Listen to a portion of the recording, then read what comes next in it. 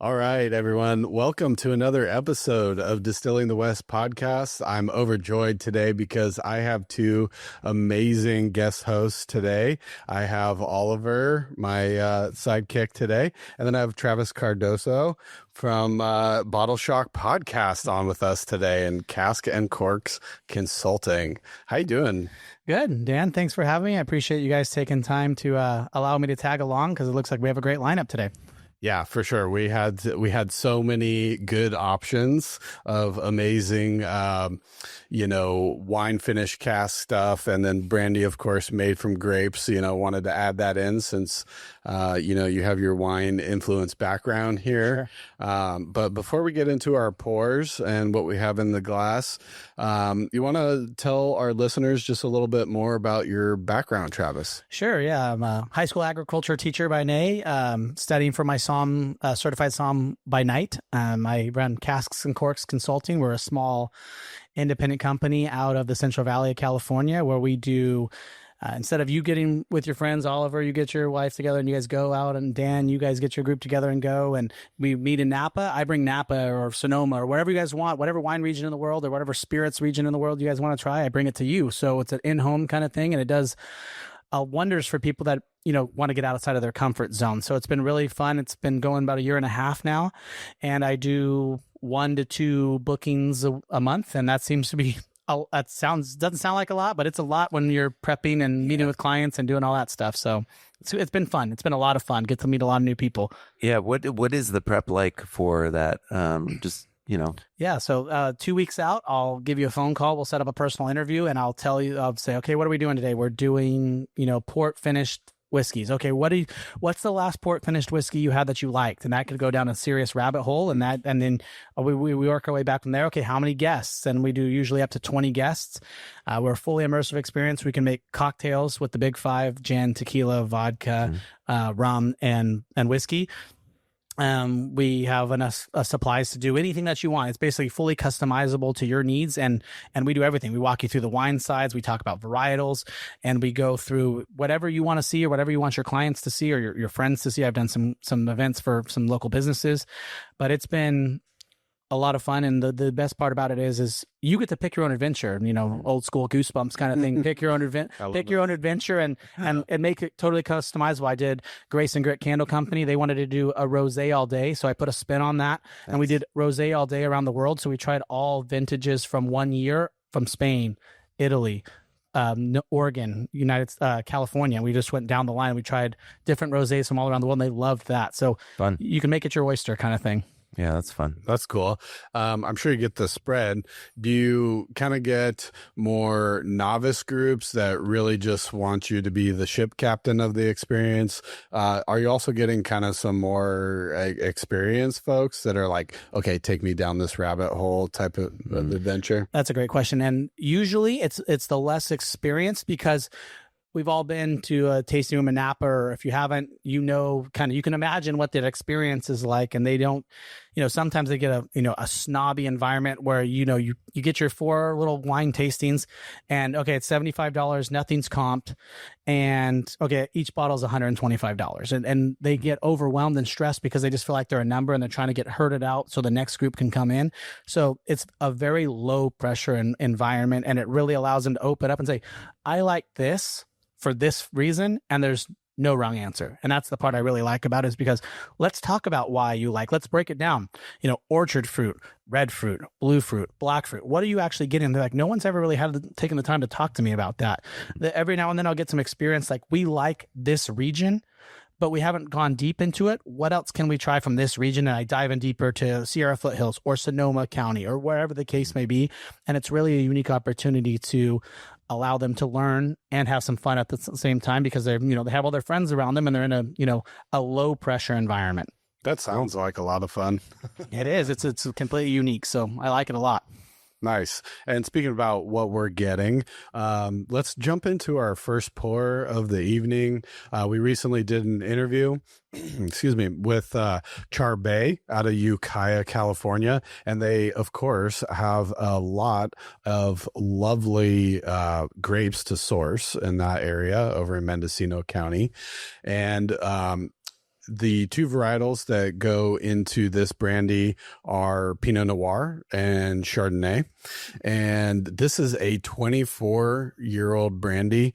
This was distilled in 1989 by Miles Karakasevich and his son, Marco, who is holding down the helm at Charbay now.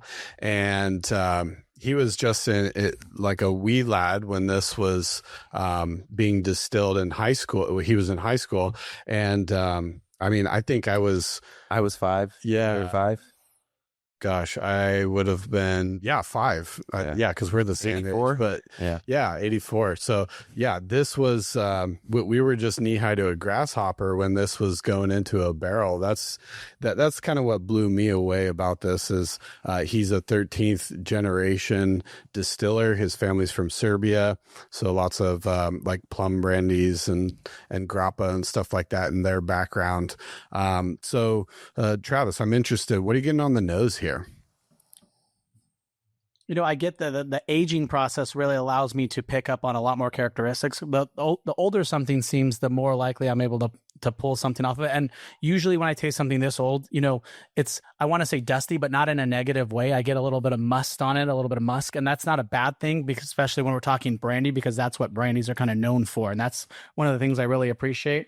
Mm-hmm. And then I get a little bit of red fruit, but nothing over the top, nothing crazy. And obviously that Pinot Noir. And it's interesting to me with this one because they used a really thin skinned grape with the Pinot Noir and a really thick skinned grape with the Chardonnay. So the taste on this is blowing my mind right now, because you usually don't see blends like that. You don't usually see thick and thin blended together when we're talking grapes. So it's very good. Yeah, and they use this amazing old copper pot still that's a Prulot still, alembic from the Cognac region. And I couldn't believe it, just the stories he was telling of these marathon distillation where he would have to sleep in the distillery to do these long-term distillations, usually going at least 12 hours. But you can really see the intention that goes into this product, and that's why I like it. So for me on the nose here, there is some of those darker red fruits, but honestly, I'm getting kind of almost like a raw orange juice in there as well. There's an orange component for me. And I get that on the palate. So that's, I cheated a little bit, and that's what I'm getting on the palate a lot, like a candied orange peel or something like that. So I'm definitely. Yeah, it's a very dry orange. Yeah. It's not juicy. It's that peely, zesty. That was one thing that Marco was pointing out to us that I had never considered, but in what type of environment are you drinking this spirit in? He was saying in a humid climate versus a dry climate, you'll get two different takes on it. And I'd never really thought about that before. Yeah, that's the unique part about brandy is you can make it out of pretty much any fruit, really. I mean, there's apple brandy, obviously, there's citrus brandy, but you're right that the palate or the humidity or wherever you are really allows your, palate to open up and taste things differently. And this is darn good. And then to go on what you guys were saying, you guys were both 5. I was 1 when this was harvested in 1989. So this is really unique when you get to try stuff that old. Yeah, definitely. Yeah, a little history in a bottle right here. On the mid palate, that's where it kind of opens up to more for me. I get some of those orange, from orange juice to orange peel. Maybe a little bit of chocolate comes in for me. And I don't know if I'm jumping to the finish here, but a little raisiny aspect as well comes in. And that makes sense. We when we talk, especially dessert style wines, the ports, the brandies, the sherries, they usually have that. Especially the longer they're aged, they usually have that raisiny characteristic at the very end. So, yeah, that's definitely a characteristic I'm picking up on as well. So you mentioned the Pinot and Chardonnay. I've had a lot of sparkling wines that were a blend of Pinot and Chardonnay. And I know that region, especially Napa, they'll do Pinot Chard sparkling wines like Schramsberg. They'll do some stuff like that.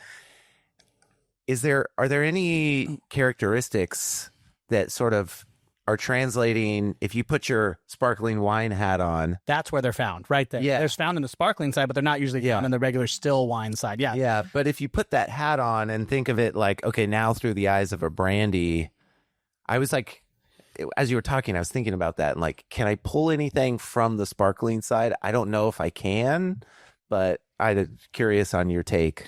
Yeah, and that's like, I guess I should have said, not the still wine side. That's okay. I wasn't trying to call you out. You're good. You should. But yeah, you don't really see that in the still wine side. But you do get the Chardonnay mouthfeel, in my opinion. You get that. It's not really light. Pinot Noir is almost like water. It's so light on the skin. You don't really get a lot of mouthfeel, but on this you do. And I think that's that Chardonnay grape coming through immensely. And sometimes with the sparkling side, obviously the bubbles really kind of counteract the mouthfeel sometimes for most people. But yeah, with the mouthfeel on this, with the Chardonnay is what I'm getting a lot of as well. And one thing I found relatively amazing about this is, usually most brandies are sitting at 80 proof. This is at 92 proof. I appreciated the proof on this pour. I can still really bury my nose in the glass without getting any type of ethanol blast, which I always say is a hallmark of a well-made craft spirit. I'm just surprised by at 92 proof, really burying my nose in there. I like this one through and through. I'm super stoked that they sent this one to us.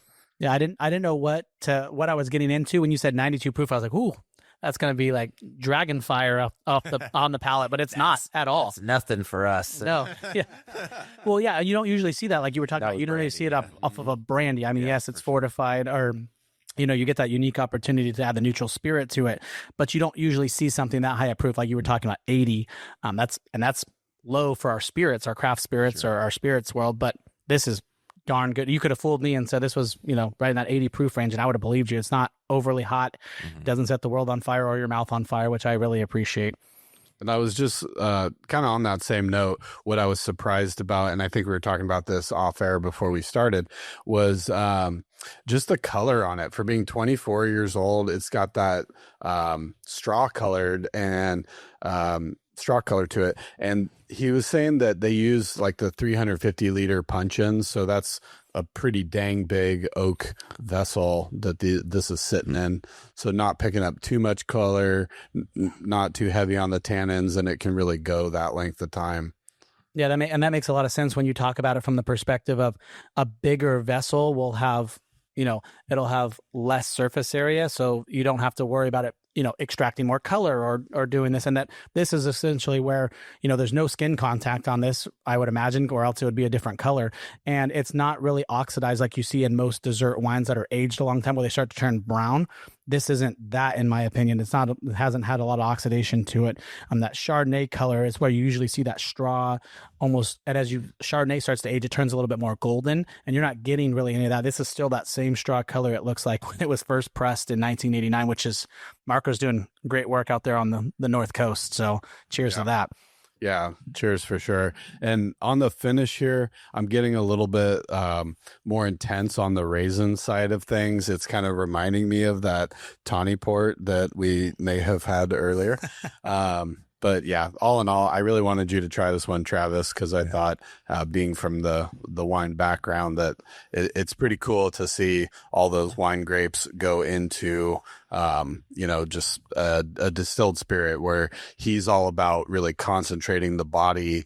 And, on the second distillation, if you got something great and delicious going into it, you're going to get even more concentrated delicious on that second distillation. So cheers to Marco, cheers to the Charbay crew, and his dad Miles that did a bang up job on this one. Yeah, definitely. That's a fun one. Indeed. And that's why I think the unique opportunity is when you look at all that they're doing at Charbay and the 13th generation. That was a great podcast to listen to because you can see the passion behind the words. And I haven't even had a chance to watch the YouTube video of it, but just listening to it in my headphones, I was like, man, Marco has a unique skill set, whether it's the Czech pills from Racer 5 or whatever they were using from Bear Flag, I should say, that you can taste it in the glass. As weird as that sounds, you can taste the quality of the spirit. And that's something that you should be spending your money on, right? You don't want to spend your money on something that you don't feel like you're getting a return on your investment. And this is one of those things where you get that unique opportunity to do that. And I think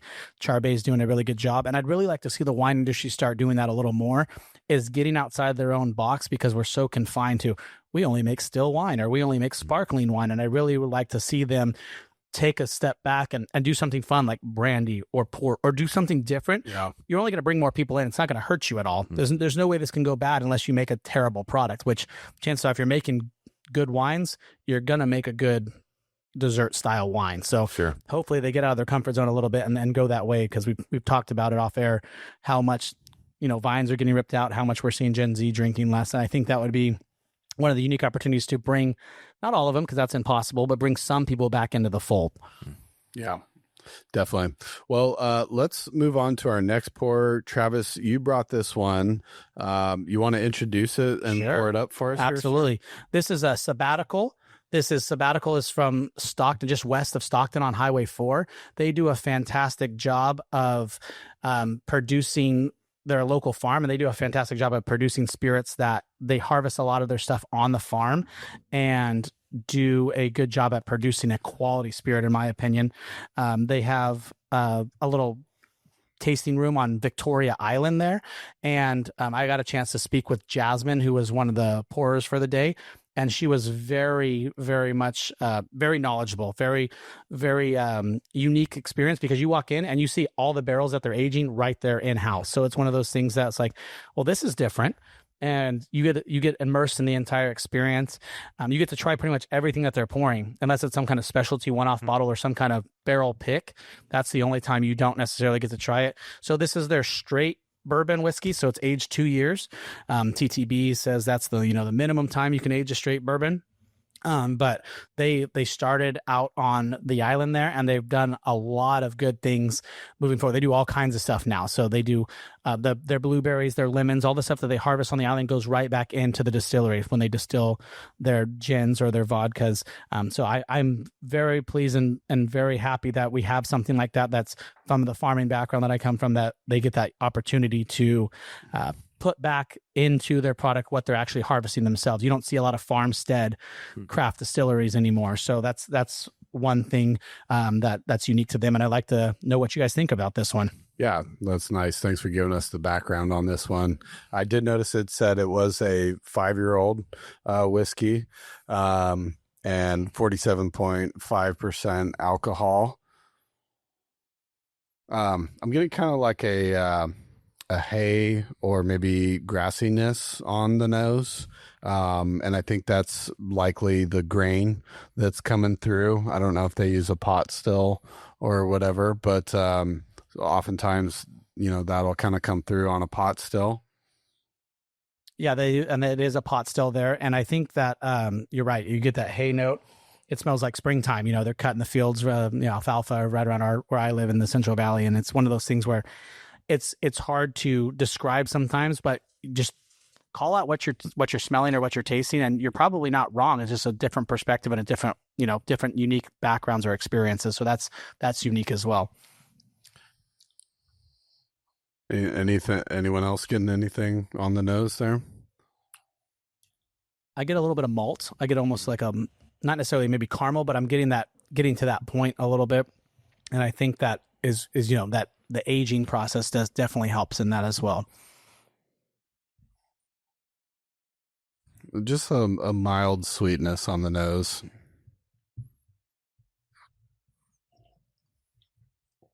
Yeah, it's pretty dry on the nose. And I'll jump in on the taste here. I was pretty surprised on the taste here. It's got a nice bold spice on it. Yeah. It's nothing like ethanol-y that that turns me off. It's like a, to do the Robert Patterson, hello, how are you? Exactly. It lets you know that it's there. And I kind of like that. It's got a nice backbone on it. Yeah. And I'll be the first one to admit, like, obviously not the best, straight bourbon whiskey in the world, port finished bourbon whiskey in the world, but this is where they're starting. I can't wait to see where they're going to go, because they're just getting started. They're in their infancy stages. Wow. So I can't wait to see, and they know that. I mean, they're honest with you. Like, we're just getting started. They love experimenting, which is what I really appreciate, because this is going to take them really far. I mean, they've already started winning awards. This bottle's sold out. So I'm going to leave you with a couple samples when I leave out of here today. So this is one of the things that when you do something really well, don't change the recipe. Just keep running with it. And the gentlemen at Sabbatical are doing, this is where they're starting out. This is the foundation they're building on. They're going to have a long, healthy future, in my opinion, because this is a really good product in my mind. Yeah, that red port sweetness comes in on the taste, and sort of, I didn't get it much on the nose, but it definitely comes in on the taste. Yeah, thanks for mentioning that, because once you say that, I'm like, okay, yeah, there it is on the mid palate. Well, and kind of venturing in towards the finish. I know you guys have some background on the port side of things a little bit now. So what are your guys' thoughts? You think this is more on the ruby side, the less aged side, or this is more on the tawny side? What are you guys picking up on? And obviously, Dan mentioned it's a 5-year aged, but that doesn't mean the barrels that they pulled from were 5 years old. So I'm curious to what flavor profile you guys are getting on that. Yeah, I think I would kind of lean more towards the ruby side of things. I would 100% agree with you guys. And I'm also cheating by looking at the back of the label. I noticed that they're using some French oak, and maybe that's kind of contributing to the spiciness as well, because I know the French oak can be kind of more spicy, chocolatey on that side of things. The port influence doesn't leap out to me. And I don't know, I guess I'm kind of neutral about that, because, if you get too much port, for me, it can really go one of two ways. It can be way overdone, and I don't really appreciate that.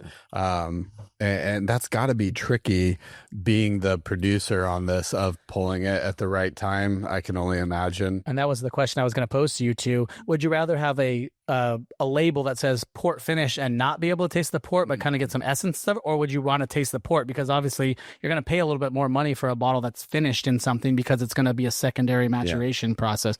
What would you guys rather see? I like when the port character comes through. I mean, that's what you're buying it for. But I do think there is there's a line, right? There's a line. There has to be a line. There's like a stigma. I don't know if that's the right word, but you don't want to use the port to mask. I mean, any characteristics that you find that maybe are faults in the spirit itself. It should always add to it. Yeah. And so I feel like sometimes when it's heavy-handed, you sort of here I don't know, it feels like it's covering something up, maybe, or correct.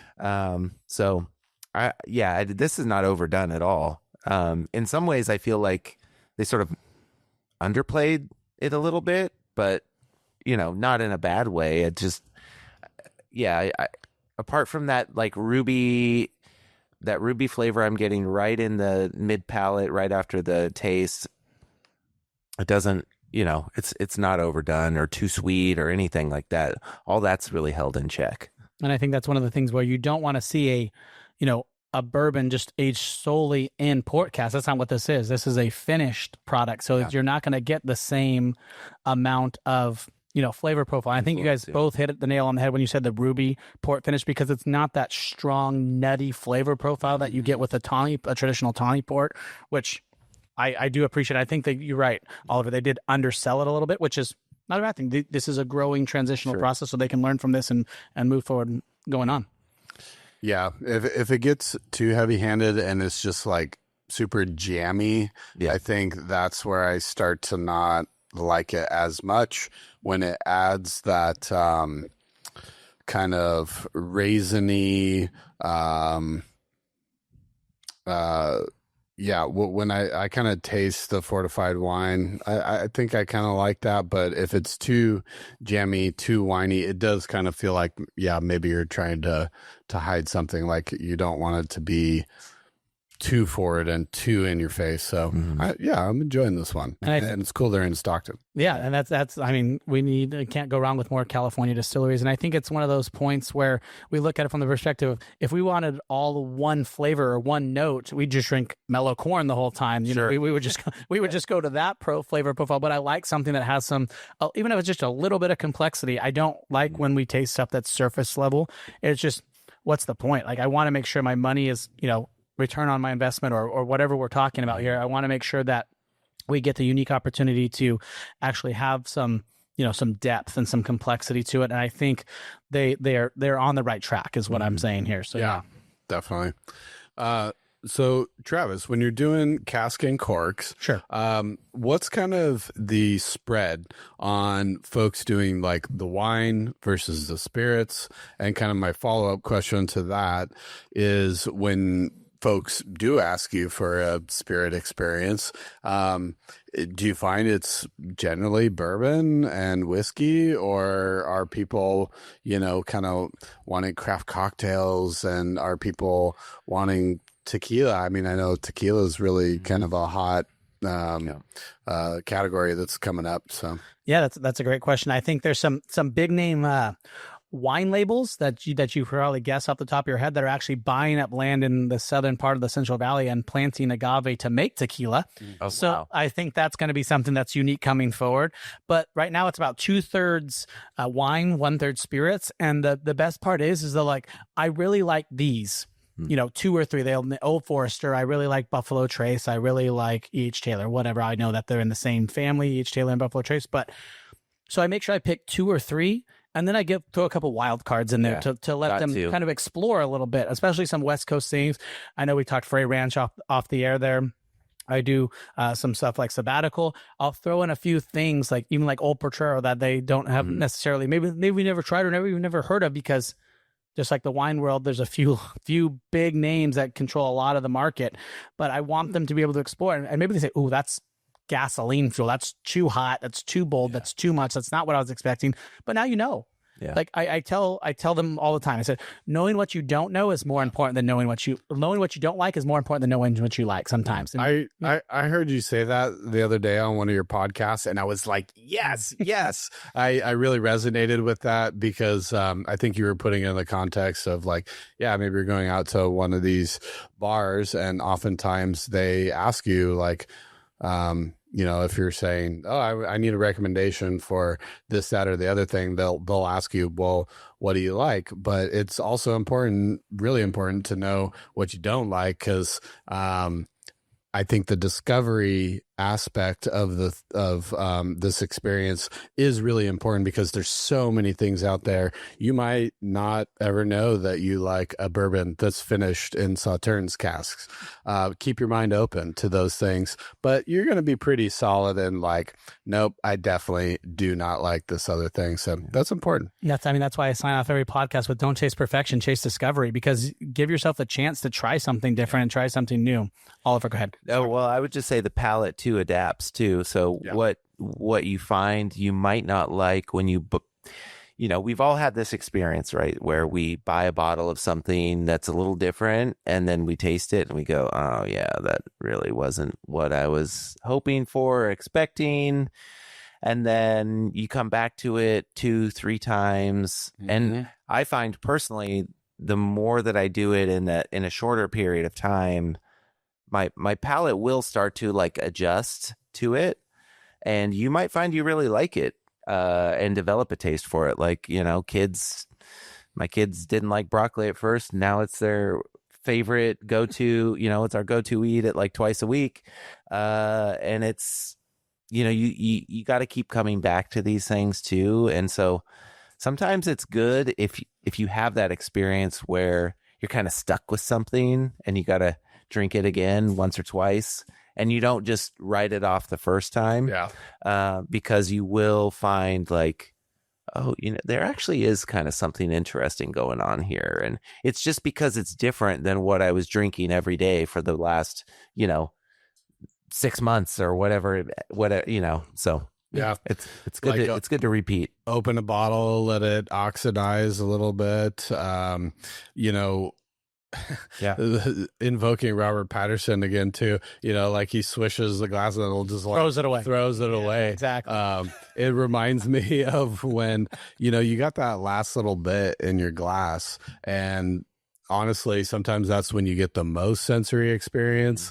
And it'll kind of it'll amplify some of those notes. And then next time when you go back in or for a second pour, you'll kind of get some of those, or it'll help you pick out during the taste, some of those things a little bit better.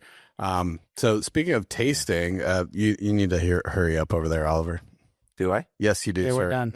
We're done down here. Oh, shoot. My bad. So I thought it would be very appropriate to bring on the Woodinville Rye finished in port cask here. I don't know. Have you ever had this one? I have not. I'm excited. Okay. Well, I'm really excited for you to try this one. Woodinville has been exceptionally kind to us. Yeah, they've been. They've sent us a lot of great stuff. This one caught me off guard, and this one's one of their more affordable bottles. I think it's sitting around $70 or something. And again, I can solidly say I do love rye now, and this one, both in the rye category, but then also a wine finished spirit. This is doing it for me. And something about, well, I won't spoil it, but something about the spiciness. And I think they did the port finish right on this one. So I'll pour this. Wine finished ryes are or just finished ryes in general, I feel like are the gateway that a lot of people get into rye. Thank you. Because I think most people, when they write off rye, it's too peppery. You kind of touched on some of those notes earlier.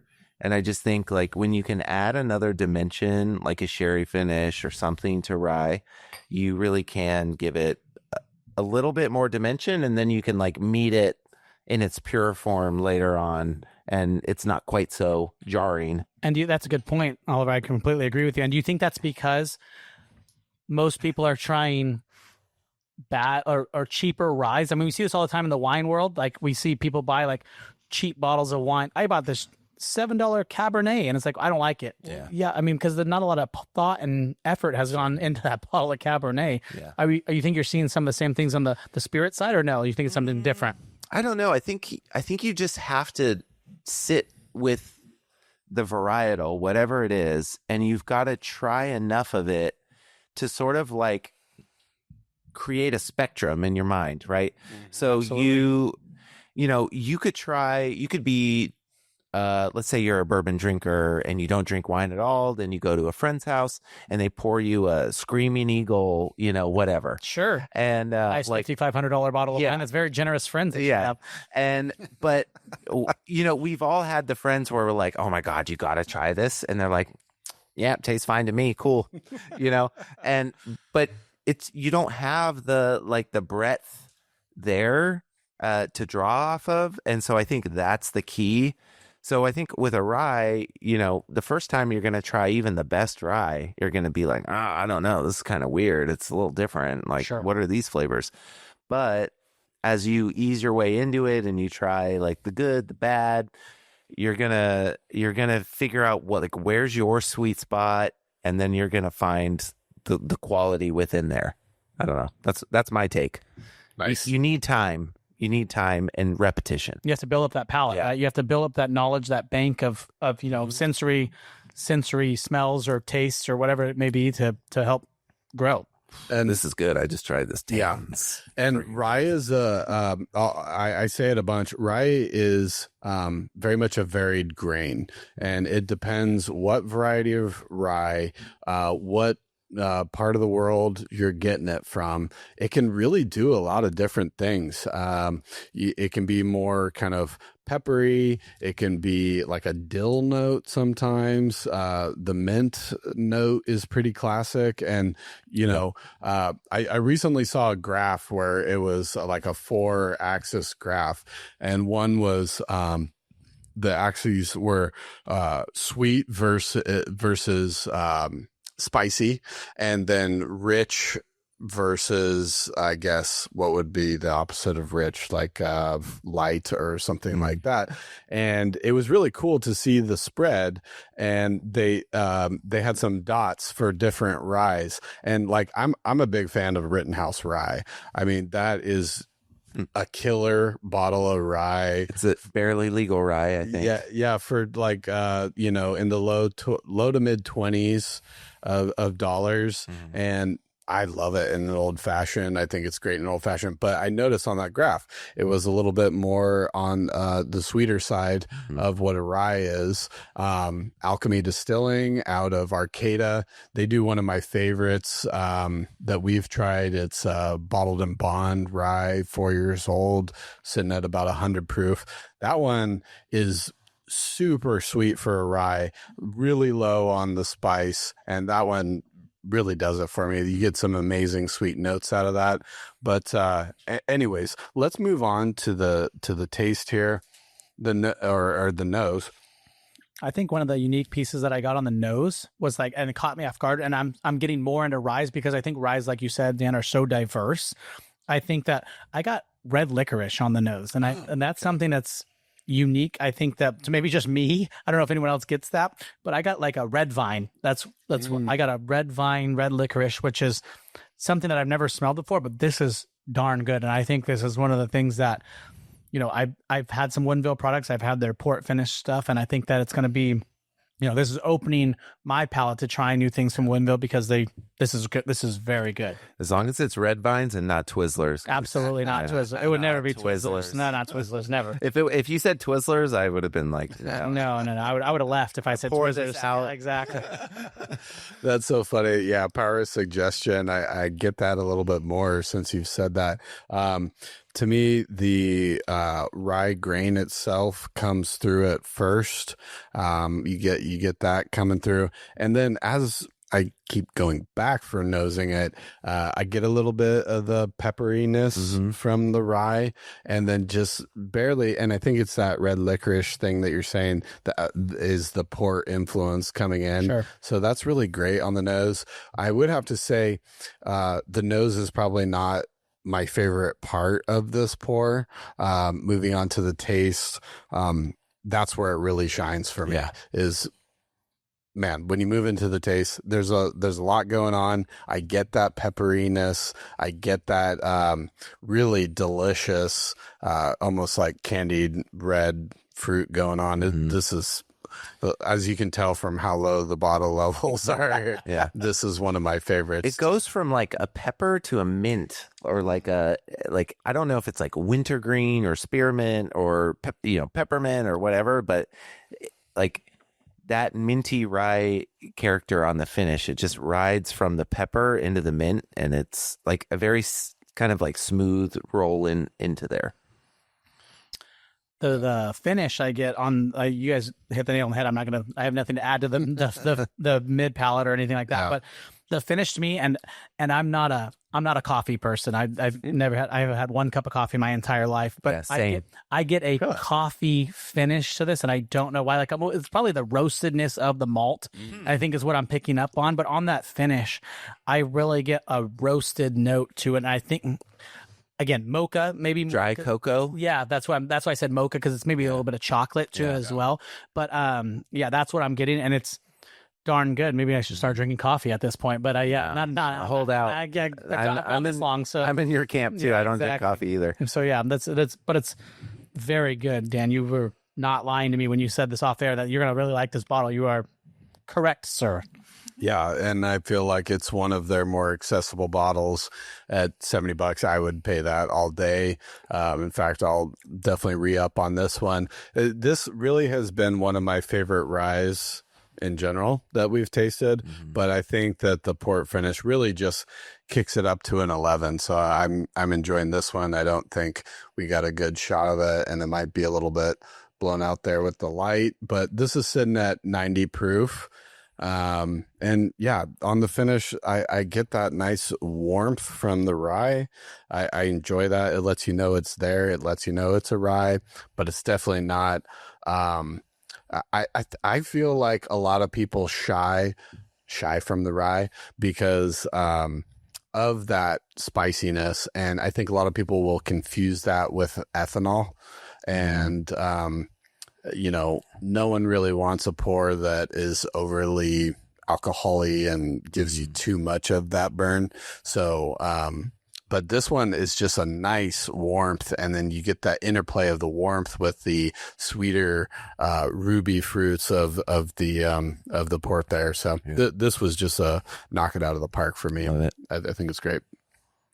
Absolutely. I think it's a testament to what they're doing, because you could really mess something up a lot easier than you can get something right. And I think that's Woodinville up in Washington. For those of you that aren't aware, is they're doing some really good things, and they have a good selection of different options. So maybe you start with their entry level bourbon or rye, and then you work your way up to this. It's a cheaper bottle, which is great, but at the same time, usually when you spend more money on a bottle, it's usually there's a lot more time, effort, quality controls put into it a lot more. And I think that I've never had a finished rye before, and I think that I'm going to start buying more of them, because this was a darn good bottle. So I'm very impressed. Thank you for sharing. Oh, I'm glad you like it, Travis. Yeah, that's great. And they're doing some great stuff up there.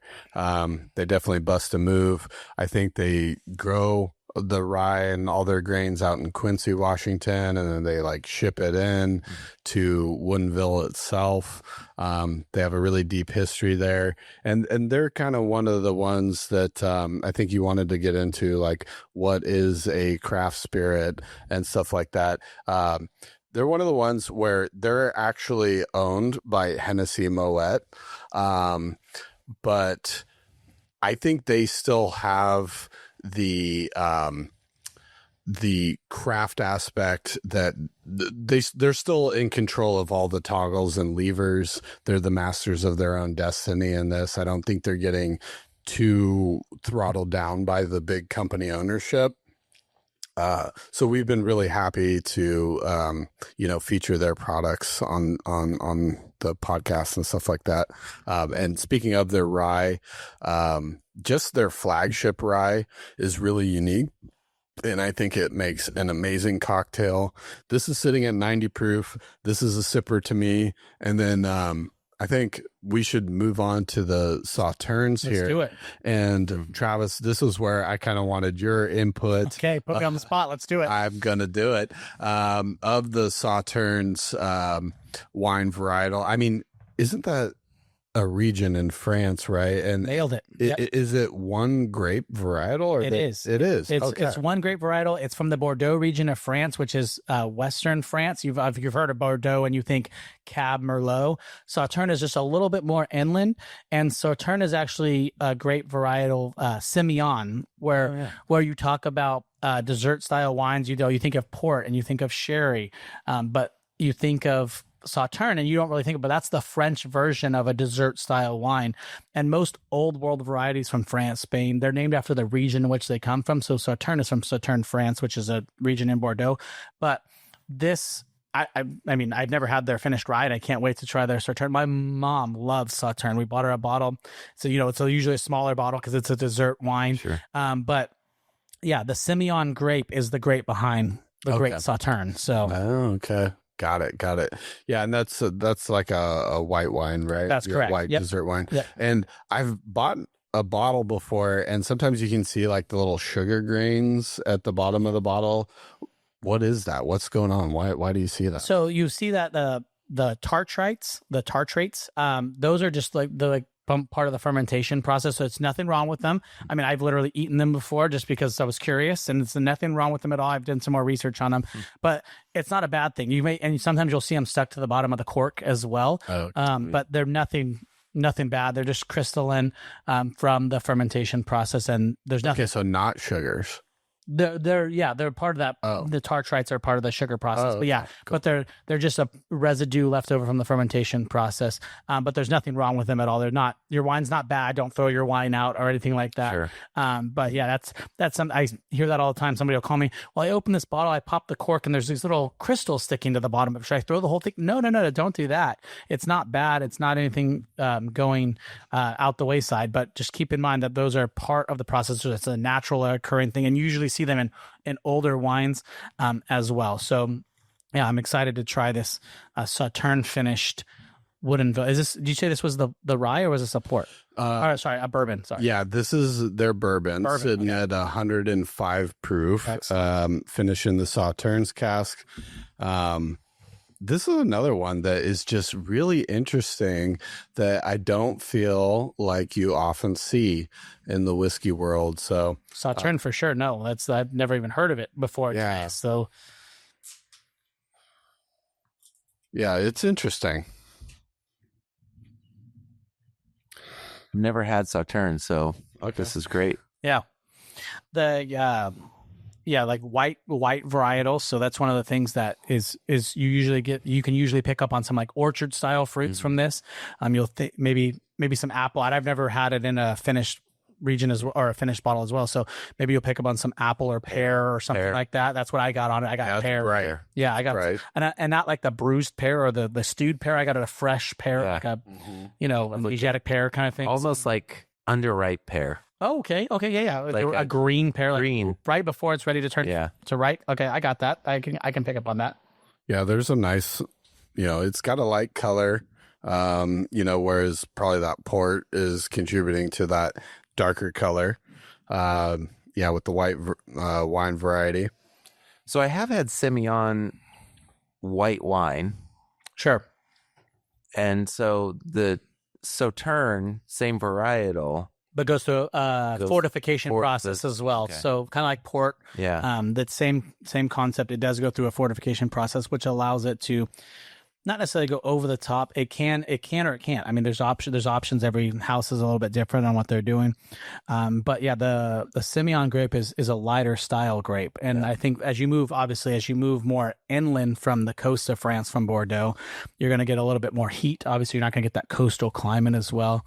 And the skins tend to not be as heavy as well. So as you move more inland to Burgundy, I mean, you think Burgundy and you think Pinot Noir. So you think that lighter skinned grape. Yeah. But it's one of those things where it's really unique to try something, because I've never even heard of a Sauterne finished cask. I mean, I know High West does a few different things, and Chardonnay and rum and tequila casks and Cabernet casks, but I was really excited as well when you said you were going to pour this bottle, because it's good. Yeah. It's like a little surprisingly spicy on the note of the mid palate here. If you would have said rye, I would have believed you. Like if you said this is a rye, 100%. I would have believed you. I'm curious. I mean, obviously we don't know, but I really wish, and this is just me learning more and more, and I love to learn. I really wish they put the mash bill on the back of the label. That would be really cool. Just across the board, yeah. Because in California, or I should say TTB law, if it's 75% or less of a varietal, you have to put the like it has to say like 75% Cabernet. If it's 75% Cabernet, you can just put Cabernet for a wine bottle. I'd really like to see them start doing that, because it's just transparency. You're making a higher quality product if you tell the public what you're doing, and you can say, oh, it's 51% corn, it's 43%, rye, and the rest barley, whatever you're doing. I think that would be a unique opportunity for some people to capitalize on that. Yeah, sometimes a barely legal bourbon, which is just 51% corn, with a lot of rye, or did I get that mixed up? Barely legal rye is 51% rye. Yeah. And has the other things. But then you get a bourbon with a high rye content. When you look at the percentages, they're not, it's 20%. I don't know, difference. But yeah. And if I'm remembering I believe this has got to be their flagship bourbon mash bill. I think they're sitting somewhere around the 20% on the rye. So that is still within the high rye mash bill for a bourbon. And I feel like I am picking up that rye spice coming in here. Do you happen to know their rye mash bill off the top? Probably. Gosh, I don't, to be honest with you. Yeah. I get that cinnamon red hot in the middle of the palate, though, for sure. 100%. I'm not a big cinnamon red hot guy, but I mean, now that I'm studying for my Psalm 2 test for the Quartermaster Sommeliers, I'm getting a lot more. I'm trying a little bit of everything. Even if I don't like it, I'm trying it because I don't know what's going to come up on the blind taste test. So cinnamon red hot candies are not my jam, but they are one of the things that I'm having to try because of the fact that I want to make sure I'm ready for the next level of the test. So if you would have said this was a 51% rye, I would have definitely believed you because that spice is coming through for sure. Yeah, and sometimes wheat gives that cinnamon red hot too. It can for sure. I feel like I kind of get a golden raisin, and maybe that's just the power of suggestion of I'm thinking that this is a white wine varietal here, but when I start to explore why is or what is the barrel influence from the Saturn's cask, I feel like that's kind of the aspect of where it's coming in. So this is also interesting, both of these, where you kind of get that interplay of the spiciness with the wine coming in as well. Well, I think that's you hit the nail on the head with the spiciness. I think that's coming from the French oak casks because Sauterne is aged in French oak. And I think that's one of the things that we don't look at very often when we don't look at, American oak versus French oak versus Hungarian oak versus Mizunara. There's a completely different flavor profile that comes down the line with each one of these. Totally. And I think that's where that spiciness is coming from, is that French oak cask, in my opinion. Yeah. Interesting. Well, I did want to ask you, Travis, when it comes to the wide world of whiskey and craft spirits, what are some of your favorite cask finish, like whether it's a fortified wine, whether it's a red wine, the white wines, and are there any that you just have found that you do not prefer? I'll go start with, I'm an equal opportunist. I give everything a fair shake, and I usually do it blind when it's something new because I don't want my biases to sway anything. That's cool. But the port finished and is one of the things that I really usually turn to first. I think that's just because of my background. It's in your blood. It's in my blood, my dad being from Portugal for sure. I think that's one of the unique opportunities to try something different. That's why I liked, when you said we were trying a Sauterne cask, I was all for it because I've never had one before. I think that the unique opportunity to grow your palate is fantastic because you don't know what you don't know. And I think that getting to try something that you don't like is more important than trying something that you like sometimes. And I think that's one of the unique opportunities to look at it. As we looked at some things we talked off air, there's a million different varietals. So there's still some things that I haven't tried yet that I really want to try. And there's some unique opportunities to try some things like this brandy that, almost as old as I am. And I got a chance to try it today. So I appreciate you sharing. But I think for 2026, I'm really going into the picks range, like store picks or, whiskey club picks. I think they do a really good job at supporting, what the overall essence is of that specific distillery. And I've never been led astray when I go for a pick. So, I've tried, and hopefully you get a chance to try this off air after we're done recording here. I brought you some port finish from Rayleigh's, a local grocery store in California that is a port finish. And to me, it's fantastic. So the opportunity to try new things is one of the things that I try to tell my clients all the time. Just try it. If you don't like it, great. You didn't spend any money on this. I'm bringing this to you. I'm bringing the sample to you. You didn't spend any money on this. So just give it a second to try. And if you don't like it, great. We'll move on. Give it to somebody else that likes it, and I'll pour you something different. So that's one of the things that I want to try. And then I think High West is doing some stuff in tequila casks, which I'm really appreciative of because I like that agave sweetness, that Weber agave, which is what tequila has to be according to the regulations in Mexico. I think that provides that little touch of sweetness, especially when something has a little bit of heat to it or spiciness to it. I think that touch of sweetness from that blue Weber agave does a really good job at providing a nice, unique balance.